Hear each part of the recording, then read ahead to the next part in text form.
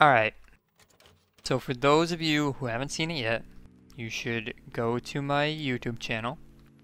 And on my YouTube channel, I have the part 1 of this video, which is basically taking the champions who, taking the champion roles basically as they're given out, as they're distributed in-game. So, I mean, we have the frontline / tanks, supports, damage, and flankers. And we're taking those and we're kind of divvying them up into subcategories so that it's easier to know when to pick what. We've already done the tank, support, and I guess just the tank and support in part 1. So again, go to my YouTube channel and you can watch that. And then this will also come up on YouTube probably later tonight, I imagine, maybe tomorrow. But this one is going to be focused entirely on the damage and flank section. So, as you know, as you should already know at least, the roles aren't entirely accurate. Obviously, we have some characters who are more of just damage dealers, even though they're categorized as flanks, and vice versa. So, first of all, this is like, we're gonna go through these like various categories of how we're categorizing the champions, basically. And there's a few different ways to do so. So, first of all, there's Haven and Blast Shields. Obviously, a lot of champions do Haven damage and a lot of champions do Blast damage. We have like Sha Lin, Tyra, Viktor, Kinessa, all those champions, they do Haven damage. If you want to take less damage from them, you get Haven instead of Blast Shields. However, you also have certain Haven champions. So for instance, Viktor, Tyra, Buck, and Grok. They also do a significant amount of Blast Shields damage. Even though their main damage, their left click damage, is still Haven, they can still do a decent amount of Blast Shields damage. So if you're in need of a somewhat Blast Shields heavy damage type, then you can still pick up Viktor, Tyra, Grok, and Buck. Buck probably the least. His jump does quite a bit of blast damage, but out of them, he's definitely the least Blast Shields damage, but he still does a decent amount of Blast Shields damage. So yeah, Drogoz, Pip, Eevee, and Bomb King are all completely dedicated Blast Shields damagers. All of their damage from every ability they have that does damage is Blast Shields damage. Whereas, like the Viktor, for instance, has his left click, which is Haven damage, but his grenade and his ult are Blast Shields damage. And then Grok, for instance, his left click and his left click is Haven damage, but his right click and his ult are both Blast Shields damage. So yeah, if we're like, besides this, there's also other ways to categorize them. This is like the main one when you're just looking at the overall team composition that you're drafting. If you don't have any blast damagers, like if you're looking to pick up a damage carry, let's say your last pick, you already have a few selected, you have your support and your tank, and you say, okay, well, what do I need? Then the first thing you should be looking at is like, okay, do we have any blast damage? Do we have too much Haven damage? Do we have too much blast damage? If you've already picked a Drogoz, then maybe don't pick a Bomb King. Instead, you pick the Sha Lin or an Androxus that can do Haven damage. And vice versa as well. If you already have a Tyra and a Cassie, for instance, then you go, alright, well, maybe I'll pick up an Eevee or a Bomb King just to get some blast damage, just so that they can't get Haven and counter everybody. This is especially relevant since most of the tanks and supports are also Haven damage. So getting a Blast Shields damage is actually pretty important. Besides from Haven and Blast Shields damage, there's also more stuff though. This is one thing that's pretty important to categorize as well. It's kind of two things in one. They tie together quite a bit, where you have your static champions that mostly stand still.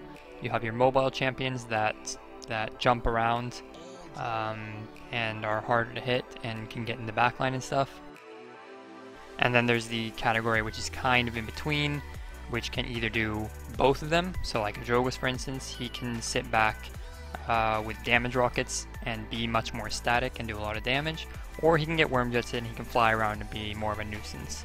Same thing with Cassie and Pip. And then Skye's kind of in between, where she's mobile in that she can move around without being seen. It's not that she has mobility per se, but she can get from area to area effectively, basically. And then there's also the how much HP they have. And this, when we're talking how much HP they have, we're talking effective health. So even though Eevee, for instance, only has 1800 HP, she has a lot of effective health because she has her Ice Block for survivability, and then she also gets 600 HP per blink and blink back. And then of course you can also go Ice Block build, which gives you a lot more HP than that. So effective HP, you can see how these kind of tie together. The static champions tend to have lower HP and lower effective HP. Both Kinessa and Xiaolin, for instance, are mostly static, and they have very little HP and are very squishy. Whereas the more mobile, more backline oriented, or more frontline oriented carries, I guess, have a bit more effective HP, and that's why they're so successful in that role of being more mobile, being more, having those bruiser attributes that we talked about last time. So even though like something like Grok obviously is a more static champ, he still has high effective HP, which makes him kind of this like bruiser role of I'm just gonna get in your face. Even though I can't like push you away per se, like I can't get behind you and make you have to jump away, I can just slowly push you down. But generally speaking, these two stick together. The static champions tend to have lower HP, lower effective HP, and the more mobile champions tend to have higher effective HP. On top of that, I mean, this is kind of, I guess, what sorts them into these categories. The Haven and Blast Shields, and the static versus mobile, and low HP versus high HP. This is kind of what categorizes them into the main subcategories of backline and flex, or backline and frontline, and then there's also some flexibility in between. Again, the more static, the less HP static champions like Kinessa, like Xiaolin, like Victor, they're going to be considered your backline for the most part. Obviously, this does not apply to every single champion. Like obviously, a Victor can move around if he chooses to. He can get behind enemy lines. He can be really obnoxious. But generally speaking, in most situations, they're going to be a backline damage carry. They're going to be sitting back, doing a lot of damage. They're not great at picking people off, they're not great at finishing off kills when they're played in that way, but they do a lot of damage. They basically allow for your front line then to get kills. And again, obviously Drogoz has a bit of flexibility. Right now he's being played mostly as a backliner, just because the preference of the pro scene, the competitive scene right now, is preferring Fusillade. But he still can be played as more of a frontline or more of a flexible style where he gets worm jets and he goes in the backline a bit more. But if we're talking how most people right now in the competitive scene are playing it, it's more of a backliner than a frontliner. Then there's Cassie, Bomb King, Androxus, and Pip. These guys are super flexible. They can do either of them very effectively. Obviously, like Cassie is a bit better of a backliner than say Androxus is, just because of the damage fall off. Androxus does very little damage from range, but he can still play it as somewhat of a backliner. It's kind of this in-between where you don't have to play it as a frontline, you don't have to be behind them, you don't have to be looking to entirely like clean up kills. You can just kind of sit in the in-between phase, like sit around point, just wait, and like you play it really patiently, and then you just go in and do a lot of damage. So in a way it works sort of like a Buck or an Eevee would, but you can still do stuff effectively from range compared to Buck and Eevee. Especially Eevee, right? Eevee, when you're sitting around patiently waiting for someone to take a lot of damage and then going to finish them off, you're really just sitting around and waiting. Like you're not really doing much. You can just kind of spam left click, but you can't expect it to do much from range. What you're doing is you're just sitting around a corner, you're waiting, someone calls out, this guy's low, and then you blink on them. Whereas with Androxus, you're sitting around and waiting, but while you're doing that, you're also either shooting the tank or you're shooting like you're still poking the carries from range consistently. So it kind of plays more into the backline role, but not fully backline because you can't really play from that range. And then there's obviously like a character like Bomb King who, yes, he can sit back and kind of do the same thing that a Cassie would, where you can just sit from range, spam bombs, and eventually one of them's going to hit and do a lot of damage. But most of the time you're playing a more aggressive role. It's not really a flank, but it is kind of a front line. It's I'm going to get in your face and you're going to have to deal with it. Same thing with Pip. Like I'm just going to get in your face, I'm going to poppy into you, and you either fight me 1v1 or you run away. That's kind of the purpose that Bomb King serves. So he's a bit flexible too. He can still play that backline style, but generally speaking, you're going to see him play a more frontline or more team-oriented fight basically. So yeah, I mean that's really like in broad terms, that's kind of how the roles are subdivided among carries. Obviously there are some other stuff. For instance, there's like Cauterize and Wrecker. Which characters apply Cauterize and Wrecker most effectively is also something to consider. If you have, for instance, a Sha Lin and a Bomb King already, or a Sha Lin and a Drogoz we can say, who deal with Wrecker very well, but then it turns out they have a Pip and they have a Ying, and you need something that can apply Cauterize, then it's important that you say, okay, well we need something that can actually apply the Cauterize well. Like we can't just rely on the Bomb King and the Sha Lin to hit a shot every now and then with Cauterize. We need to have a Victor or a Grok or a Pip that can consistently tag them with Cauterize. And vice versa too. This is the more common one that you'll see, is that you see that the enemy team is picking a bunch of tanks, and you go, okay, well the enemy team is going to pick a Ruckus or they're going to pick a Drogoz or a Bomb King, maybe a Sha Lin. That's something you see very often.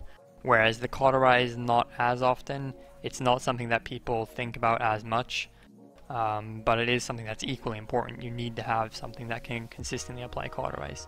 Luckily the tanks generally are pretty good at this. Ruckus obviously applies Cauterize very well. Fernando applies Cauterize fairly well, at least on a single target. He also has his Fireball that applies a Cauterize effect. Torvald can apply Cauterize consistently to one target. Barrack can hit people from range and consistently apply Cauterize, so usually the Cauterize is kind of second thought to the Wrecker, but it's still equally important, and it is something that you need to consider if you look at your team composition. Like for instance, if you have a Snake instead of Ying. Snake doesn't apply Cauterize very well, but Ying does. So if you have the Snake, you should go, okay, well wait a second. Oh, one sec, food's here.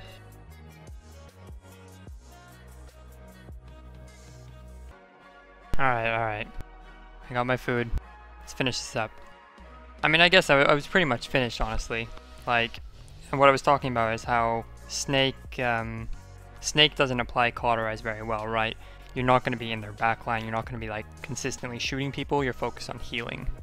Whereas a Ying can put out her illusion and then she can keep left clicking someone, right? If there's a Ruckus on point, she can just keep spamming the Ruckus, keeping him Cauterized the whole time. Whereas the Snake's going to be more focused on healing. So if you pick the Snake, you might go, okay, well now we need something that can actually apply the Cauterize, right? Now we don't have the Ying who can just stand and shoot the tanks and make sure they're Cauterized all the time. So instead we'll pick up a Victor or a Grok who can keep left clicking basically. So yeah, I mean honestly that's about it. Like that's the general division, right? You have these kind of like priorities of priority number 1, figuring out if you have the right amount of Haven and Blast damage. Priority 2, making sure you have a good mix of more static champs and more mobile champs. Usually you'll have 1 or 2 backline champs and then you'll have 1 or 2 mobile champs. So either 2 static champs and 1 mobile or vice versa. And then yeah, that kind of just divides it into backline, frontline. These kind of mean the same thing, the static and mobile versus backline and frontline kind of share, like they're kind of the same thing, just categorized in a different way, just named in a different way. And then lastly, your lower priority, but something that's still important to consider, is if you have something that can apply Cauterize and Wrecker.